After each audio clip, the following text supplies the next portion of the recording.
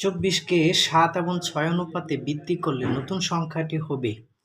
বৃদ্ধি বললে আমাদের সংখ্যাটি ইনটু বড় সংখ্যার অনুপাত ডিভাইডেড বাই ছোট সংখ্যার অনুপাত।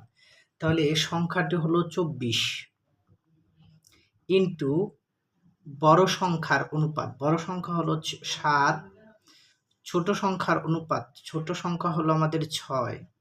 6 দিয়ে 24-এর মধ্যে 4 বার যায়, 4 7 28, এই 28 হলো উত্তর। এরপর 63কে 8 এবং 9 অনুপাতে হ্রাস করলে নতুন সংখ্যাটি হবে। হ্রাস বললে ছোট সংখ্যার অনুপাত উপরে, বড় সংখ্যার অনুপাত নিচে, আর ইনটু গুণ সংখ্যাটি। তাহলে এই সংখ্যাটি হলো 63 ইনটু ছোট সংখ্যার অনুপাত হলো 8 আর বড় সংখ্যাটি হলো 9।